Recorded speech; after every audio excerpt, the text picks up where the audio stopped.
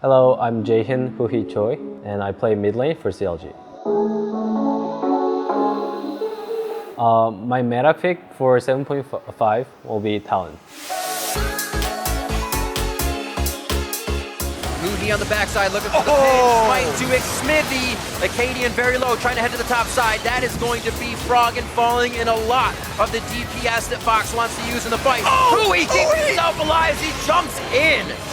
It looks like Looper's going to be the focus here. He's too far in front, and Acadian cannot match that. Keith, Wild Growth, puts himself in a very scary position. Now they look to Huhi. Quicksilver on himself, and Keith is now in a bad spot as the team turns to go for Huhi. Acadian leaves everybody behind. A double kill coming in for Darshan. Stixay gathers one for the team, and this one will fizzle out with Counter Logic Gaming heading for Echo Fox's base. All right, he gets snared up here. Acadian, how does he get out of this one? No, get it, Oh, so close. First of all, Talon's passive is if you hit 3 spells on enemy, you can auto attack to have extra damage, which is bleeding, and it does a lot of physical damage, so you always want to look for that. His Q is, it can be used as a dash, a short dash, or it can be used as a high burst damage spell if you're like a melee range. And his W is his main damage, which is also like good at wave clearing. So you usually want to max W, and his W is like AoE damage such as REQ. His E is probably his most interesting spell. It's parkouring. Like, it might sound weird, but like he actually can just jump around the walls, which has a lot, like a long cooldown, since it is a really interesting like spell. So you can basically just jump around every single wall in League of Legends.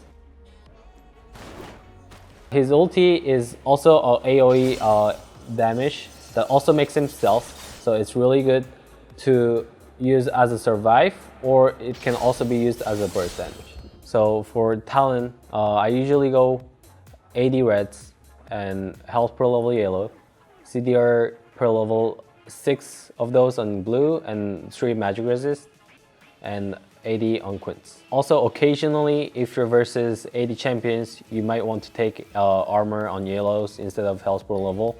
And if you're not like confident enough versus an AP champion, you can also take flat MR on blues.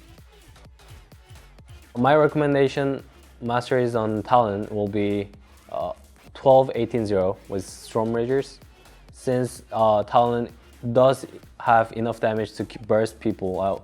What you want is an ability to survive afterwards. So Storm Ragers probably will going to help you a lot after you go in, so that you can go out. My first 2 core item on Talon will be Ghostblade and Edge of Night. The reason why I choose Ghostblade is because of its active. It just matches with Talon a lot. It gives you movement speed and also armor pen and CDR, so that you can burst down people, and then also like you can use your active as a getting close to enemies or like getting out in the fight. My situational build for Talon will be mobility boots, because having extra movement speed out of the laning phase can also empower his ability to use his parkour. People will not expect Talon to be like wherever he is, because he's just so fast. As a Talon, you always want to proc your passive, so you want to hit 3 of your spells and then auto attack afterwards. So you always want to hit both way W if it's possible in the laning phase. So if you want to go for a burst play, you can also W flash, so that the enemy doesn't expect both W ways, and it's easier to hit the Ws. And afterwards, you just have to Q and auto once to proc your passive. So Talon was my meta pick. Thanks for watching, guys, and thanks for supporting us. If you want to check out more meta picks on other roles, you can check out on our YouTube.